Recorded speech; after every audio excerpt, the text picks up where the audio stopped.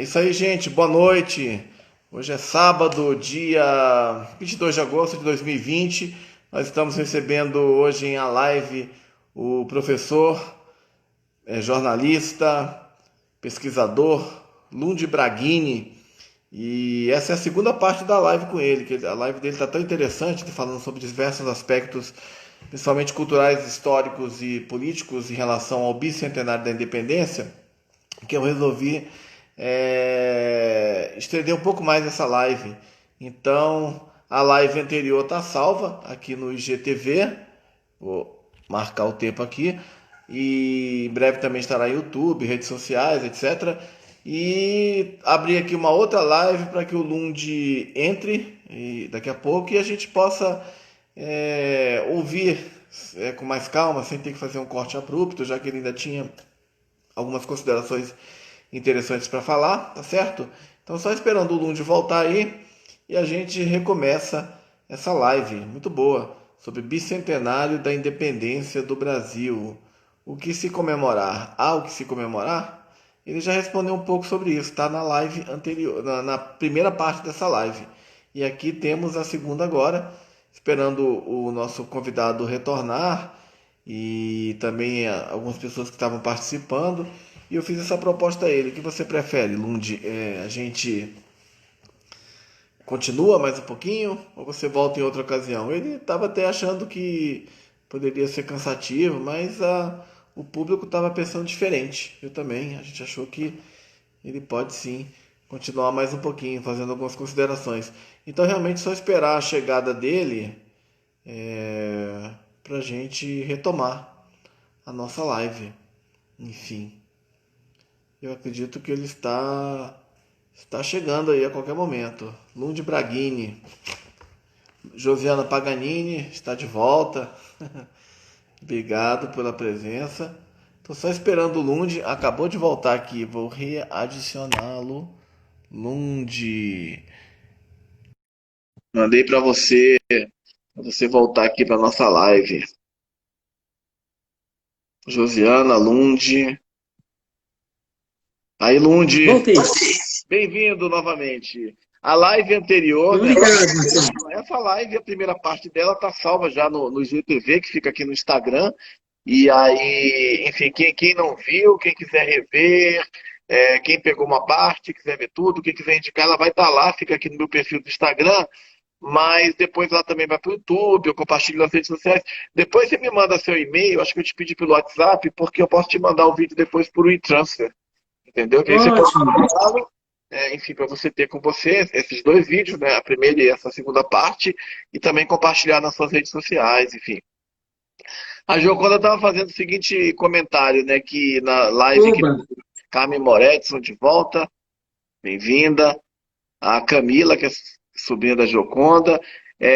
A Gioconda fez o seguinte comentário, que eu vou reproduzir na live anterior, porque depois não fica salvo. Os comentários, infelizmente, eles não ficam salvos, né? Fica salvo só a nossa conversa. A nossa conversa fica salva. Mas ela falou o seguinte, que quando teve a live da Josiana, há um pouco mais de uma semana, que ela comprou 3 livros da Gilda de Mello Souza. E que agora ela está pensando quantos livros que ela vai ter que comprar ouvindo aí as suas referências, né, que são muitas, né, ser um verdadeiro, alguém até falou bem, né, um HD de não sei quantos teras, mas assim, Imagina. Continue pensando assim. falava justamente isso, né, o Lund, ele tem muito conhecimento, né, ele é ávido por conhecimento e que bom que ele é ávido também em compartilhar esses conhecimentos.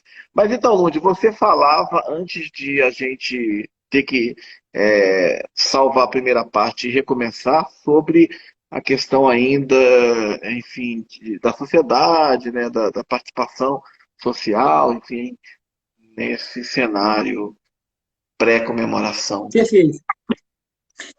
Ó, eu peço desculpas para vocês por ser tão prolixo aí. Eu não consigo enxergar todas as questões, porque tem um momento que a tela fica escura aqui. Você fala muito bem. Ah, vamos ver. Eu vou tentar sinteticamente falar para vocês, não é? O que a gente deve se preparar, talvez, aí para trabalhar a respeito dessas datas todas, né? A começar da própria independência, não é? lembrar que a independência foi um processo, né, que correspondeu ao processo de dissolução, não é, do Império Colonial nas Américas, né? Nos interessa especialmente a dissolução do Império Colonial Espanhol e do Império Colonial Português. Esse processo adquiriu de diferentes formas. Não é? Ele foi bastante radical no Haiti, não é? Ele foi bastante interessante nos Estados Unidos, e no Brasil nós adotamos a mais conservadora das soluções. Isso tem a ver com questões que nós herdamos até hoje, não é? E eu falei, e eu destaco especialmente as questões ligadas, eu destaquei muito as questões ligadas aos negros e aos índios, mas agora eu vou destacar também, não é, a questão da reforma agrária, não é? A questão da reforma agrária está colocada para o Brasil independente desde a Constituinte de 1823. Desde 1823 a gente fala em reforma agrária no Brasil. E até hoje a gente é bombardeado, não é, com essa campanha toda aí do agro é pop e tudo mais, não é? A reforma agrária nunca vai ser pop num país como o Brasil, não é? E a Giocanda está me perguntando, e eu consegui ler essa pergunta sobre o programa do Eduardo Bueno. Infelizmente, eu não consigo assistir a Gioconda, não acompanhei, mas vou acompanhar graças à sua indicação aí, não é? Acho muito bacana esse interesse jornalístico, não é? Do Laurentino Gomes, do Eduardo Bueno, pela história do Brasil. É um grande filão, não é? Acho que o Rui Castro, né, trabalha muito isso também, do ponto de vista biográfico, né? Pegando figuras em cuja trajetória você vê a história do Brasil, né? Existe a biografia dele do Garrincha, né? Um cara que sintetiza muito do que a gente está falando aqui. Descendente de negros, de índios, um negríndio, não é? Descendente lá dos Pataxó, Anhanhã, não é? E que consegue, né, virar essa referência. Aonde que ele consegue virar essa referência? No futebol, não é? Mas voltando lá ao nosso 1822, o Florestan Fernandes, quando estudou a nossa independência, ele a caracterizou como uma descolonização. A descolonização seria o sinônimo de uma independência, não é? Uma descolonização congelada, uma coisa que vai só até certo ponto, não é? E são esses limites são fundamentais, não é? Porque eles vão criar uma situação social no Brasil que é a situação que nós herdamos até hoje. E esse tipo de... Eu só posso me referir ao Florestan, não é? Justamente porque em determinado momento, pós-Revolução de 30, não é? É criada uma universidade, que é a Universidade de São Paulo, que pôde abrigá-lo como aluno do ensino noturno, não é? E então, nem sempre nós tivemos essa possibilidade, não é, de dispor do olhar crítico de uma pessoa, não é, como a de Florestan, porque nós não tínhamos sequer universidade. Então, em 1822, a gente cria as bases da questão social que nós herdamos e da questão racial que nós herdamos. Isso é uma grande questão. Em 1822 existe uma grande... Eu estava conversando antes com o Marcelo, não é? A gente fala muito do 7 de setembro. O 7 de setembro é uma data que é construída. Durante a primeira década, não é, da nossa independência, essa foi uma grande questão, não é? Que dia que a gente vai comemorar? Porque o dia da verdadeira comemoração naquela época não foi o 7 de setembro. O 7 de setembro, não é, foi um evento criado num cenário, né, o cenário das margens do Ipiranga e tudo mais, recriado com muito realismo, não é? Segundo o Laurentino Gomes, aí na novela O Novo Mundo. E a festa da aclamação, a festa da comemoração, foi o 12 de outubro. Só que o 12 de outubro coincidia também com o aniversário de Pedro I. No entanto, surge a seguinte leitura na época, não é? Em que dia comemorar a independência? No 7 de setembro, no 12 de outubro, no dia da coroação, se eu não me engano, que é 1º de dezembro. Isso tem uma questão de fundo, porque rapidamente as pessoas vão fazendo a seguinte leitura. Comemorar no 7 de setembro significa dizer que a soberania, não é, do Pedro I vem do fato dele ser significa conferir ao Pedro I, não é, um protagonismo derivado do fato dele ser de uma família real. Comemorar no 12 de outubro, por outro lado, significaria conceder ao povo o poder de aclamar ou não um imperador, não é? Então, isso não era bem visto, né, pelas potências aí da Santa Aliança, que tinham derrotado Napoleão, não é? Que eram as grandes referências diplomáticas da época. Com o tempo, durante essa primeira década, não é, vai haver essa questão de, puxa, comemoramos no 7 de setembro, comemoramos no 12 de outubro. Então, é curioso que no fim da década, não é, o governo também está em crise e tudo mais, você vai chegar àquele processo que vai levar ao 7 de abril de 1881. Como eu falei para você, o 7 de abril foi uma data muito importante para os brasileiros, porque o Pedro, além de tudo, era nascido em Portugal, não é? E era visto como um português. No 7 de abril de 1881, é como se para os brasileiros, segundo Nelson Werneck Sodré, que é um grande historiador, não é?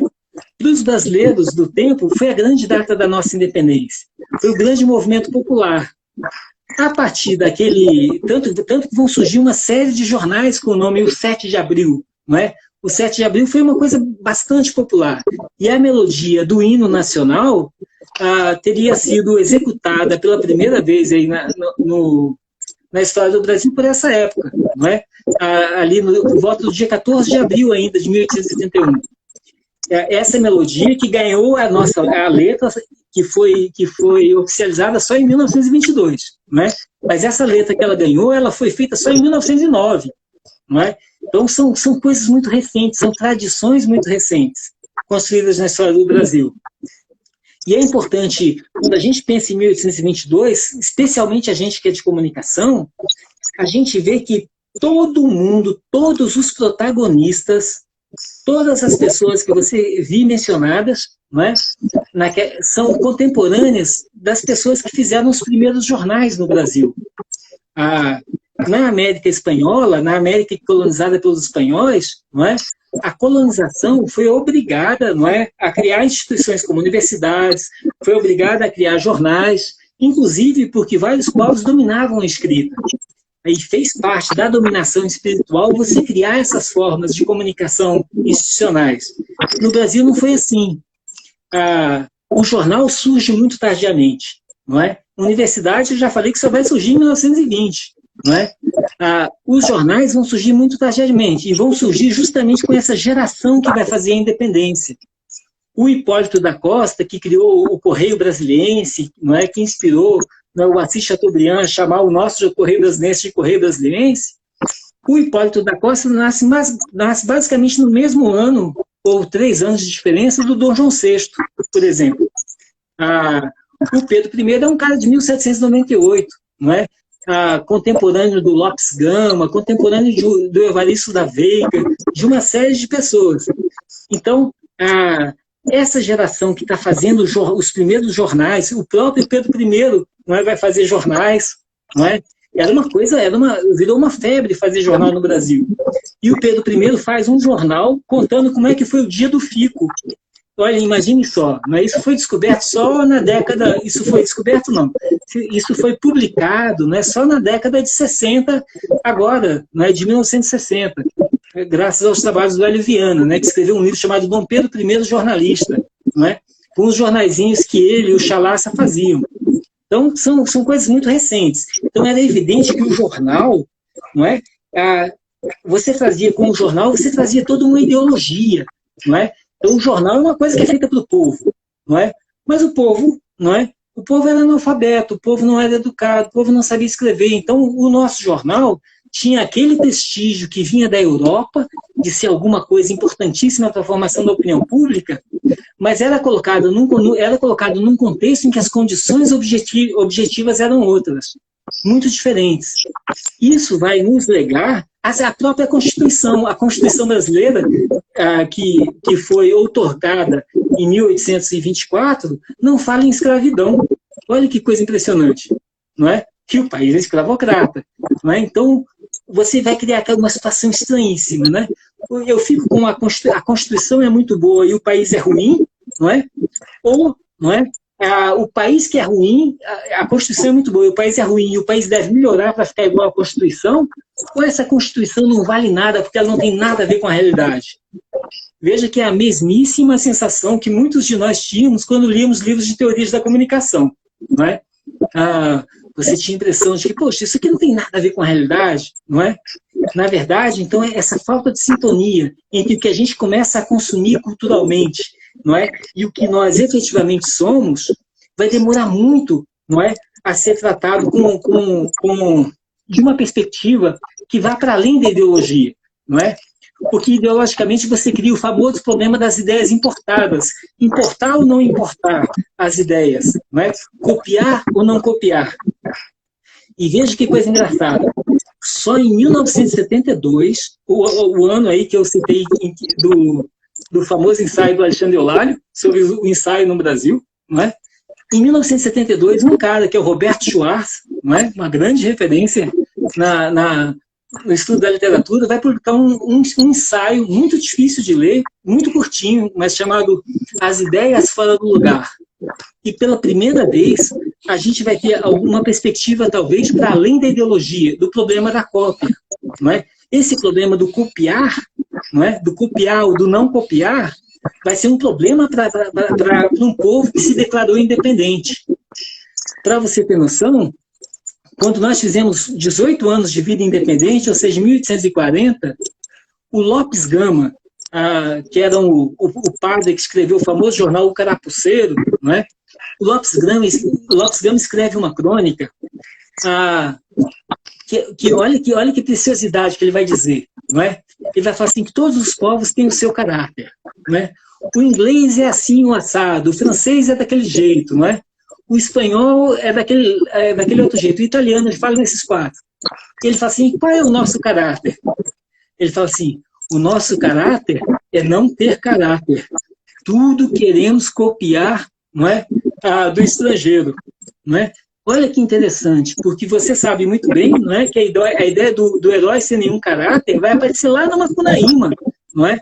Que é uma obra que vai surgir em 1926, depois da independência, em que uma das questões centrais também vai ter a ver com a questão da identidade cultural, não é? E veja só, eu falei para você que o cinema não estava presente em 1922, não é? Mas naquela conjuntura próxima do 1972, o cinema estava presente. E quando Macunaíma é filmado pelo Joaquim Pedro de Andrade, irmão aí da nossa Clara Alvim, que foi nossa professora, não é? Quando o Joaquim Pedro vai adaptar Macunaíma para o cinema, ele entra numa crise, porque ele não consegue. Até que um dia ele tem um estalo. E olha que coisa bonita. Isso está no livro da Heloísa Buarque de Holanda, né? Macunaíma, do livro ao cinema. O estalo dele é o seguinte, Macunaíma é a história de um brasileiro que o Brasil comeu. Olha que interessante, não é? A ideia de um Estado-nação é a ideia, não é, de alguma coisa que nasce, não é? Que nasce dos seus cidadãos, não é? Então o Estado vai fazer pelos cidadãos e os cidadãos vão fazer pelo Estado. É como se fosse um círculo virtuoso. Então o Joaquim Pedro de Andrade consegue ler no Macunaíma a trajetória de uma vida que no fundo não dá em nada, não é? E ele fala assim, é como se fosse uma vida que podia ter sido um brasileiro que o Brasil comeu. Ou seja, então que história, que interessante, não é? Que Brasil é esse que devora os seus cidadãos, não é? Que devora aqueles que não consideram como cidadãos verdadeiramente. E é muito interessante que no filme, não é? Existe uma passagem, são dois personagens, né? O Grande Otelo e é um ator negro e um ator branco, né? O nosso, como se chama? O ator que faz o Macunaíma branco, ajude aí, gente. Agora me fugiu, não é? Não é. O Jardel Filho faz o gigante, né? O gigante Piamã, né? É o... É um quiz, gente. Vamos lá. Quem faz o papel o Paulo... Paulo José? Ah, me pode agora. Como? Paulo José? É o Paulo José. Paulo José. Não é perfeito, né? Essa hora eu não consigo mais fazer download, né? Pois é. Então, olha só. Então, você recupera, não é? Essa questão que está colocada no Lopes Gama, de algum modo, sobre o caráter, não é? O herói sem nenhum caráter. É muito interessante você tentar pensar a falta de caráter como isso que ele está chamando, não é? Nada temos de próprio, tudo queremos macaquear, vai escrever o Lopes Gama. O Machado de Assis, que é uma pessoa, não é, que está nascendo em 1889, o Machado de Assis é um cara importantíssimo na conjuntura do cinquentenário. Porque o Machado de Assis é o cara que vai saber valorizar o resultado do censo. Quando sai o resultado do censo, o Machado fica tão impressionado. Porque o Machado, quando tinha 20 anos, ou seja, em 1859, tinha estreado na prática. Né? Ele estreia em prosa em 1858. Um texto, olha que título ambicioso, hein? O passado, o presente e o futuro da literatura no Brasil. Não é? Então, um menino com 19 anos escrevendo um texto desse. Pois esse texto é basicamente recuperado, não é? Ali em 1873, quando ele vai escrever um texto sobre o instinto de nacionalidade. E qual é a questão que o Machado de Assis coloca para a gente? O Machado de Assis coloca a seguinte questão. Ele fala que é preciso um 7 de setembro das letras. Não é? Que o 7 de setembro, não é, tem que ter significado em outras áreas. Não basta o 7 de setembro da política. Precisamos da independência em outras áreas. Isso é bacana, não é? Ele tá colocando a questão da independência cultural.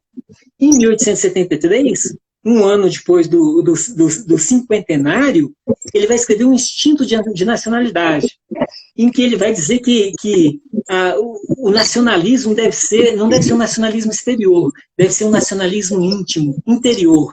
Essa é uma forma muito poderosa. Veja só como eu acho importante essas ligações. O Sérgio Buarque de Holanda, não é? A gente associa muito o movimento modernista a Mário de Andrade, Oswaldo de Andrade, não é? Ao Carlos Drummond, Tarsila, Pagu, não é? As pintoras. Mas o Sérgio Buarque de Holanda é um cara que nasce em 1902 e que em 1922 tem 20 anos. Os mesmos 20 anos do Machado em 1859. E o Sérgio Buarque de Holanda, a primeira frase do primeiro texto dele, não é? Publicado num livro chamado Raízes de Sérgio Buarque de Holanda, está sob minha custódia, o livro é da Renata Caldas, né? O Sérgio diz uma frase assim, olha, a emancipação intelectual, eu tenho um livrinho aqui, é um fator que mais tarde, olha que frase impressionante, hein? Estamos em 1922, no centenário. A emancipação intelectual não é, nem podia ser, um corolário fatal da emancipação política. Então, veja só, ele tá de novo separando, não é? O que é emancipação política do que é emancipação intelectual. Estão separando para tentar mostrar que, olha, elas têm a ver, né? Um país que se torna independente é um país que quer construir, que tem que construir instituições, não é? Que vão levar, inclusive, não é? A ter, por exemplo, uma literatura própria. A gente sabe, não é, que no caso da literatura brasileira, o Machado de Assis foi daquela geração que fez a expressão romance, não é, de algum modo, se naturalizar. Porque quando você pega a primeira edição, por exemplo, de Guarani, não é, que é de 1857, está lá assim, romance brasileiro. Todo mundo queria ser romancista no século XIX. É o século do Balzac, não é? É o século Stendhal. Querer ser romancista é tudo, não é? Igual querer ser astronauta, né? Eu quero, também quero, não é? Só que quando você fazia, não é? Você colocava romance, vinha romance brasileiro. É como se fosse romance, mas é brasileiro. Sabe? É como se fosse uma expressão atenuando, não é? Então aquilo era um gesto até patriótico de tentar fazer um romance no Brasil, não é? O Machado é dessa geração que vai fazer o romance brasileiro perder o adjetivo. É romance e pronto. não é? Oh, isso aqui é um romance muito bom. Então, vamos deixar de lado esse negócio. É feito no Brasil porque a gente adquiriu capacidade de fazer isso. Para o cinema brasileiro, isso não mudou, isso não aconteceu. Não é? Você pergunta para as pessoas, você gosta de cinema? Adoro cinema, não é? E cinema brasileiro? Parece que é uma outra pergunta, não é? Talvez isso esteja começando a mudar, mas ainda existe essa diferença, não é? Então, cinema e cinema brasileiro são duas perguntas diferentes. É como se você estivesse perguntando por um outro gênero de cinema, não é? Então, essas perguntas, não é? Essas questões são questões que vão se adensando. O Sérgio Buarque de Holanda, ele com 20, 22 anos de idade, ele está de olho no Machado de Assis. Quando o Machado fala, não é, que o nacionalismo é um nacionalismo interior, não é? Olha o que o Sérgio fala em 24, quando o Sérgio tem 22 anos, hein? Ele está criticando um livro de um amigo dele, que é o Ronald de Carvalho, um modernista também, que escreve sobre alguns poetas brasileiros, né? E fala que Bilac é lírico, amoroso e perfeito. Alberto de Oliveira é mais nacional, aquele que mais intimamente sabe traduzir os encantos da terra. Aí ele fala, não, isso aí está completamente equivocado. Há aí um ponto de vista visivelmente falso. O nacionalismo de um artista é subjetivo e não objetivo. Está no espírito e não no ambiente das obras que cria. Não é? Então, essa ideia de que... isso é uma ideia muito forte. Não é? Então, você está vendo que as pessoas estão se lendo, as pessoas estão se referindo, não é? Ou estão levando em conta o que outras pessoas escreveram. Esse tipo de adensamento de questões que eu acho que faz a gente ser otimista diante daquela primeira questão que você colocou, não é? Porque a gente pode perceber que existem algumas linhas, não é? Eu acho que o Lopes Gama, nunca li isso escrito, nunca vi isso estudado, é um chute meu, não é? Eu acho que o Lopes Gama tem muito a ver com o Machado de Assis. Sem o Machado de Assis, eu acho que a gente não tinha um Sérgio Buarque de Holanda. Mas sem o Sérgio Buarque de Holanda, você não tinha Antônio Cândido, não é? Sem Antônio Cândido, você não tem Roberto Schwartz. Sem Roberto Schwartz, você não tem Paulo Eduardo Arantes. Não é? Você tem linhas. Não é? Claro que há outros personagens que entram na história. Não é? Essa ideia do Machado de Assis de um nacionalismo subjetivo, íntimo, não é? Claro que como toda ideia, ela não é para ser seguida, ela é para ser agitada, não é? Uma vez eu vi o José Carlos Garcia Duran, sociólogo da arte, falando sobre isso, né?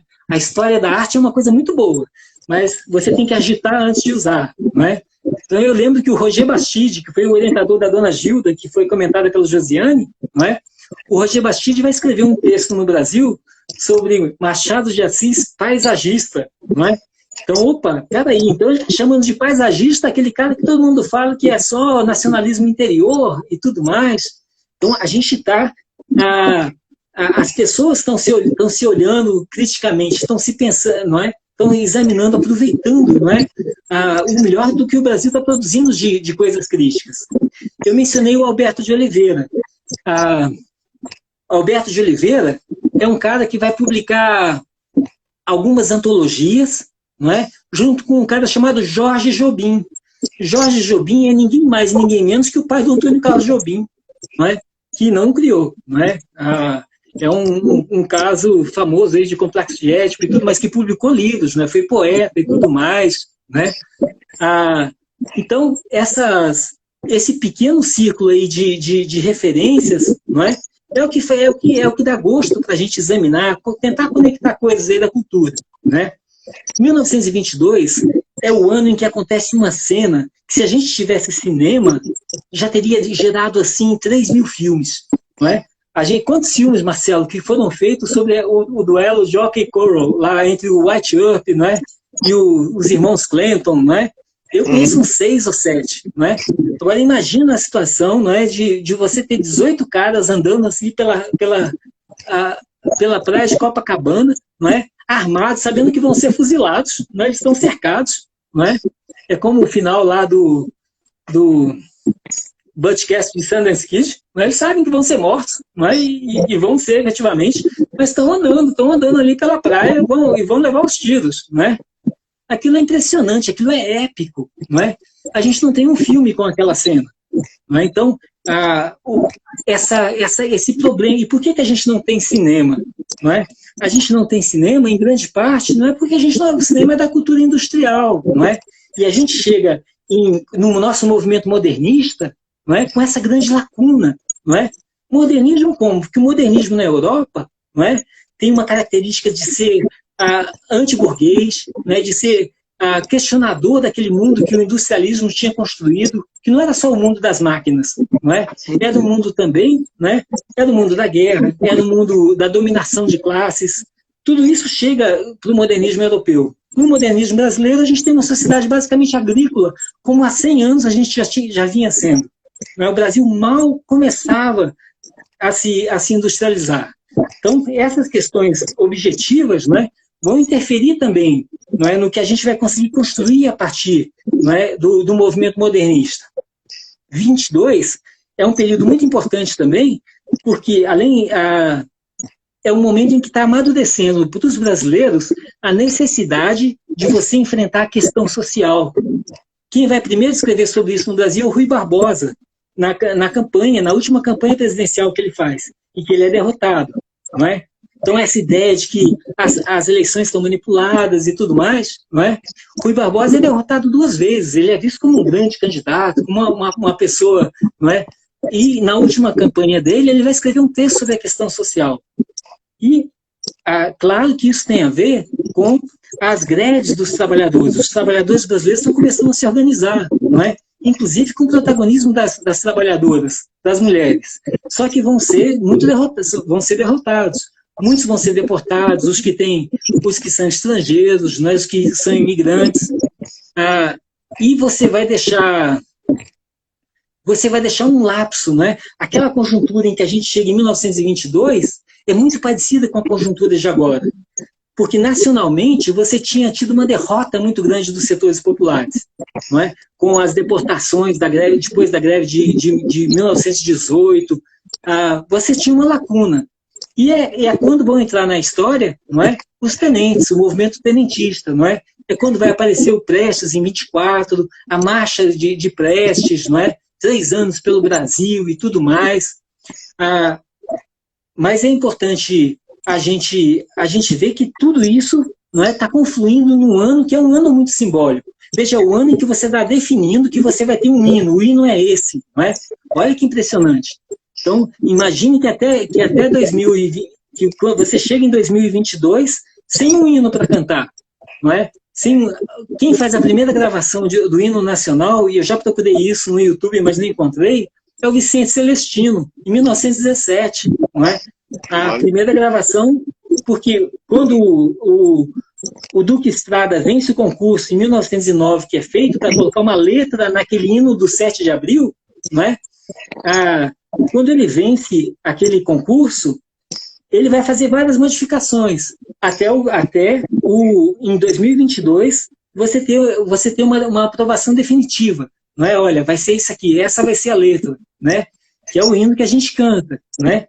E que o Jorge Antunes já fez campanha para ver se mudava e tudo mais. Nós somos contemporâneos disso também.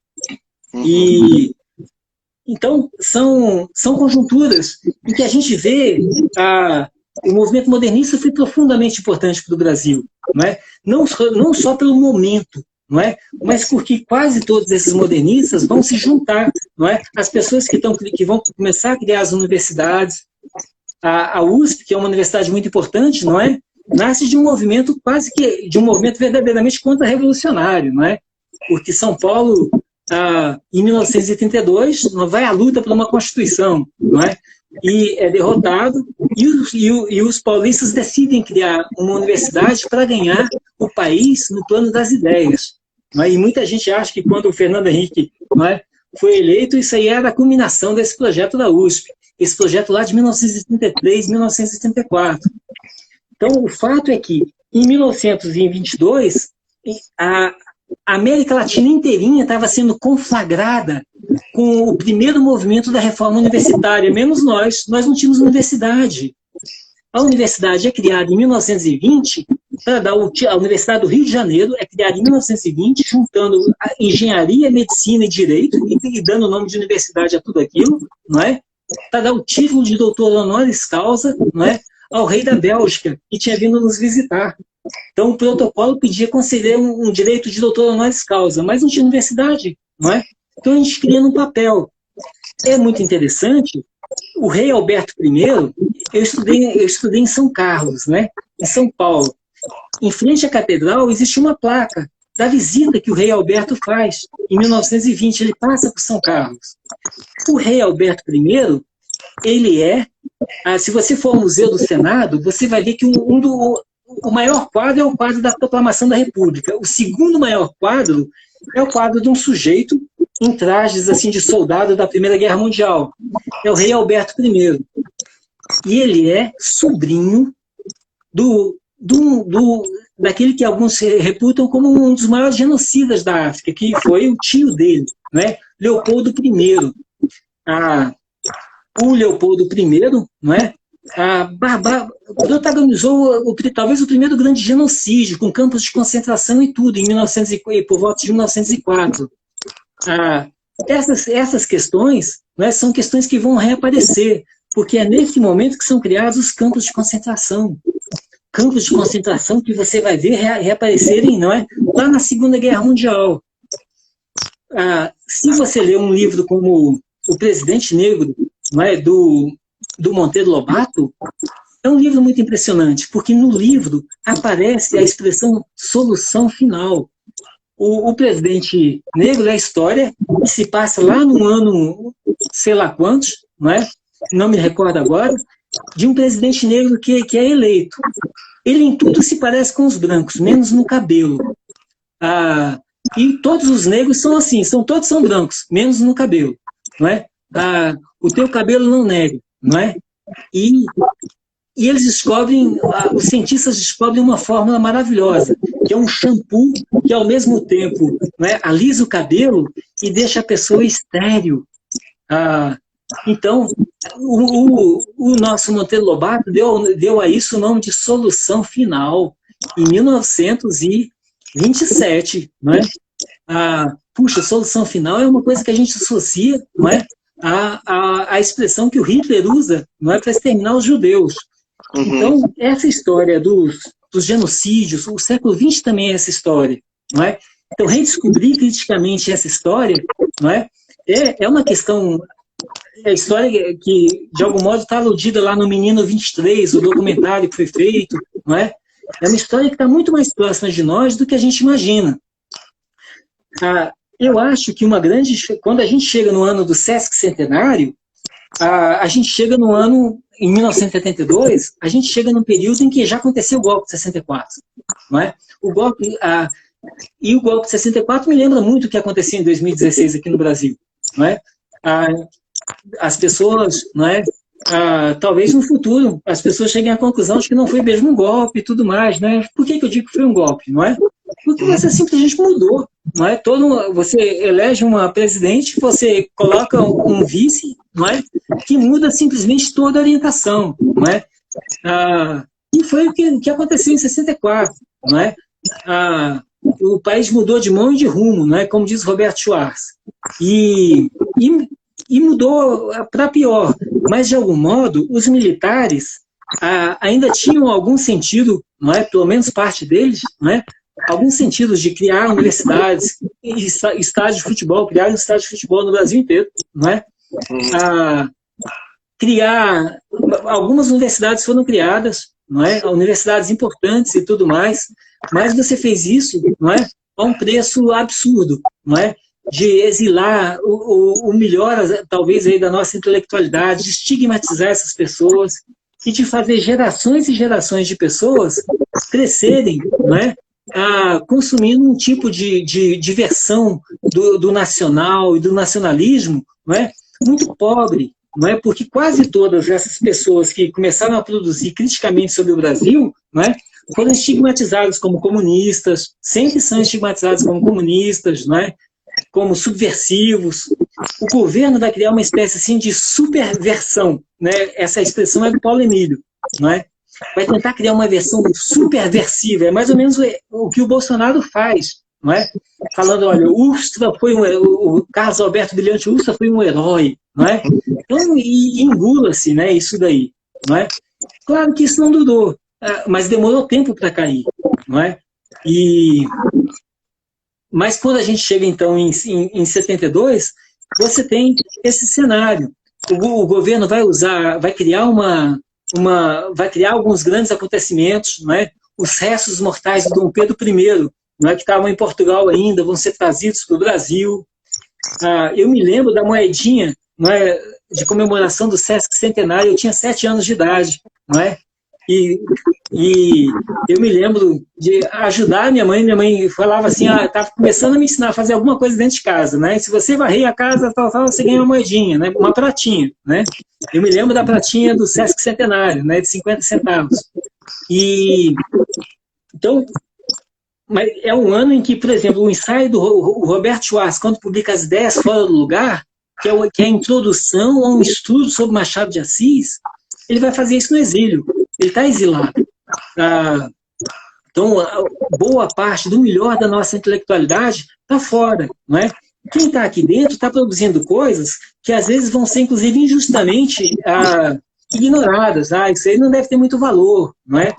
Muitos professores que não foram exilados sofreram com essa pecha, né?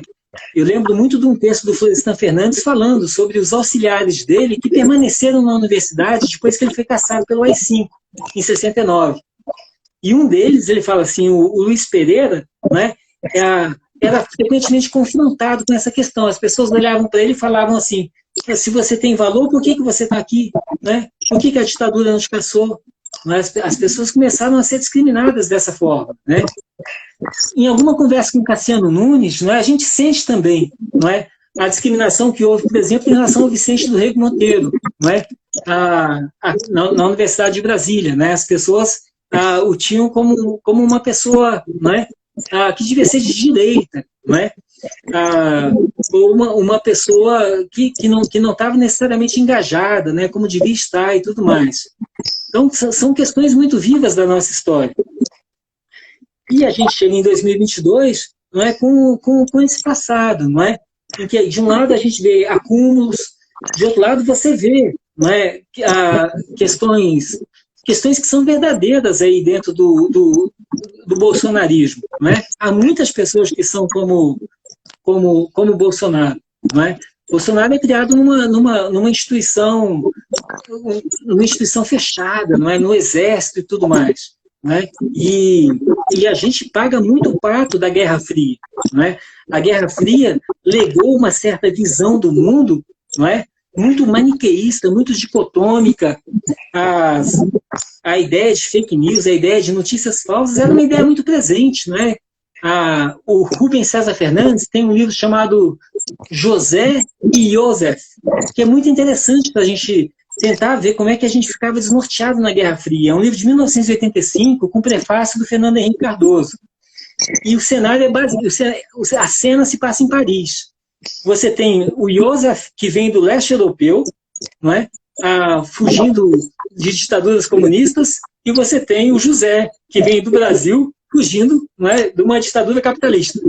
E os dois são exilados, imediatamente eles se identificam, os dois são José e Joseph e José, não é?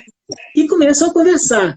Só que aí, cada frase que um fala é contestada pelo outro, não é? E o livro é uma pérola, não é? Porque você tem isso o tempo todo, não é? É como se fosse, não é? Aquilo que as pessoas chamam do movimento da dialética negativa, não é? Porque na dialética você tem um movimento positivo, não é? Você tem a tese, a antítese e a síntese. A deles não. Você vai e volta, vai e volta, vai e volta, vai e volta, não é?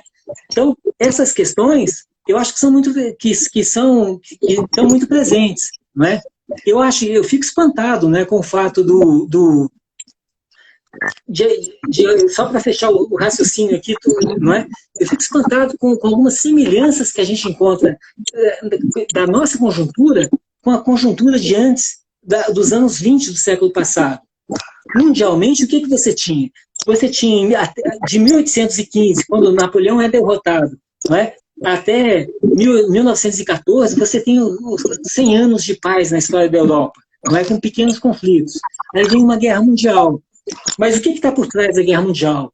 O que está por trás da guerra mundial não está claro para ninguém. Só vai ficar claro 30 anos depois. Você tem um historiador espanhol, que é o Pierre Vilar, que fala que a Primeira e a Segunda Guerra Mundial são uma guerra só, uma longa guerra com uma trégua no meio. Não é? Então, depois desses 30 anos, o que vai ficar claro? Que o que está em jogo é que você tem um poder imperialista, não é, descendente, que é o poder da Grã-Bretanha, e você tem um poder que ninguém está dando nada por ele, que é o poder dos Estados Unidos, que vão se tornar essa grande potência do mundo. E hoje o que a gente tem? A gente tem uma situação, não é, em que aquela grande potência que era nos Estados Unidos, não é, estão sendo fortemente ameaçados por uma outra potência, que é a China. E isso conflagrou o mundo, não é? Veja na eleição do Trump, que você mencionou ali, não é? O Donald Trump é esse cara que ele vence uma candidata, não é? Qual era a proposta da Hillary? Não é? A proposta da Hillary era a proposta de sempre do mundo, não é? Vamos fazer um tipo, o que é bom para os Estados Unidos é bom para o mundo, não é? Isso é o que se chama de política da hegemonia, não é? As pessoas falam, não, é verdade, não é? Concordo com você. Aí vem o Trump, não. Que mundo, não é? Não existe mundo, existe os Estados Unidos, não é? E com a ideia, não é? E aquilo pega, cola e tudo mais, não é? E Bolsonaro na mesma toada, não é? Então você tem parece que uma caminhada para trás, 1000 passos atrás, não é? Mas a gente tem que ter, eu acho que alguma fé, não é, de que com conhecimento, com estratégia, não é? E conhecimento implica leitura, implica essas coisas todas, não é? É possível vencer isso daí, porque tem a ver com desafios concretos, não é? Temos que vencer, não temos outra saída senão vencer isso daí. A história é feita de muito disso, não é? Mas, como eu te falei, são os movimentos sociais que eu acho que vão dar, que nos dão alguma esperança. Opa, tem uma congelada aí na imagem do Lund. Vamos ver se volta aí. Alô, Lund? Alô? Gente, deu uma congeladinha aí no... Tava falando e... Alô, Lund? Você tá me ouvindo? Alô, Lund? Acho que o Lund caiu, gente. Enfim, pode ter tido alguma questão com a internet. Bom, a gente já está aí há quase 1 hora e 50 minutos conversando com o Lund. Enfim, acredito que a gente já estava indo até para as considerações finais, mas teve essa queda na internet dele, né? Deu uma congelada. Vamos ver se ele volta aí em alguns segundos, que aí a gente encerra com ele uma brilhante intervenção nessa noite de sábado. Para quem chegou depois, né, nós estamos aí desde 6 horas da tarde, recebendo o convidado Lund Braghini Júnior, que é professor, jornalista, pesquisador, e está nos falando hoje sobre aspectos culturais, históricos e políticos em relação às comemorações do bicentenário da independência do Brasil, que se aproximam, né, serão comemorados daqui a 2 anos, 2022. Nós estamos no ano de 2020. Vamos adicionar aqui o Lund. Lund, jornalista, voltou. Alô, Lund Braghini Júnior. Basta você aceitar para a gente retomar aqui. E aí, Lund, teve uma pequena falha aí, mas enfim, quando você estava falando, estava retomando aí essa fala. Eu agradeço você, Marcelo. Vamos finalizando. Peço desculpas por ter me alongado tanto, Imagina, mas o tema é muito rico, sabe? Imenso te ouvir. E peço desculpa também por não ter interagido com os comentários, porque a minha tela fica escura e eu via muito pouco aí do que as pessoas estavam comentando. Não, eu consegui te passar algumas coisas aí e tal. Sim. Não, muito legal. Eu estava justamente falando que a gente já está mais ou menos 1 hora, quase 1 hora e 50 aqui. Mas, assim, de primeira como você está achando, foi algo extenuante. Pelo contrário, você fala de uma forma envolvente, e você tem muito conhecimento, muita informação histórica, cultural, artística, muitas referências de livros e de filmes e de tudo. Então, assim, para a gente que acompanhou, né, que está acompanhando ainda, Muito obrigado, Marcelo. é de um aprendizado. A minha mulher não gosta que eu fale isso, não, porque eu falo, não, isso foi uma verdadeira aula. Aí ela fala, não, você fica se repetindo, fica falando que foi aula. Não, mas especificamente eu não tenho como dizer que não foi uma aula. Conversar com você sempre é. Mas Não, Marcelo, obrigado. nessa segunda parte da live, você quer tecer alguma consideração final? Eu quero só agradecer imensamente a todo mundo que teve a paciência aí de ouvir e a oportunidade que você me deu, porque Nina? a, a gente vive num momento em que a gente conversa muito pouco, não é, com as pessoas. E a sua live tem sido muito especial, né? Cara, Eu assisti a live ontem com o Vitor Tagore, não é? E a live com a Josiana, com a Renata, eu acho que são oportunidades aí muito ricas, né? Para a gente retomar em tempo, nessas condições difíceis de pandemia, essa conversa, né? Só agradeço novamente e peço desculpas ao pessoal aí pela desculpa não. prolixidade. Que desculpa, eu é que tenho que te agradecer. A Luciana Maris, nossa amiga, está te agradecendo aí pra gente, para você especialmente. Eu digo Grande beijo, Luciana. porque nessa noite aí de sábado, você, Viva Carmen! Carmen Moretti, Joconda estava aí, mas o celular dela, a bateria estava acabando, ela precisou sair. A Josiana estava, e várias outras pessoas. Queria agradecer a todas as pessoas que participaram hoje aqui, que comentaram, porque como elas... assim, eu só vou falar mais uma coisa, porque quando eu fiz o convite do Mundi, né, participar dessa live, e ele aceitou, né? Então, assim, uma coisa assim que me chamou muito a atenção, e não poderia ser diferente, né? Porque eu sempre soube, eu conheço o Lund há 32 anos, desde 1988, na Universidade de Brasília. Já fomos colegas de trabalho no Jornal de Brasília nos anos 90, ali num período. Eu tinha uma banda de rock, fiz até uma música pro Lund, fiz em 1988. Mas assim, eu sempre soube que o Lund, eu sempre vi no Lund essa figura brilhante, uma figura que gosta muito do estudo, do conhecimento. Imagino. Uma figura que é ávida por conhecimento, e eu falei até na outra parte da live, que bom que ele, além de ser ávido, ele compartilha um pouco dessa sabedoria, dessa inteligência, desse carisma, né? E quando eu comecei a divulgar a live do Lund, assim, me chamou muita atenção, positivamente, claro, a quantidade de pessoas que compartilharam e que falavam, nossa, o Lund, meu professor, nossa, professor maravilhoso, que legal, tanto no Instagram quanto no Facebook. Muita gente compartilhando e elogiando e marcando e falando, não, o Lund é fantástico e tal. Então, assim, não poderia ser diferente, porque é uma figura muito querida aí dos meios acadêmicos, do meio da comunicação, e também, não só, mas também quem o conhece, mesmo não sendo jornalista, nem professor, nem da área, mas é uma figura generosa, gentil, maravilhosa.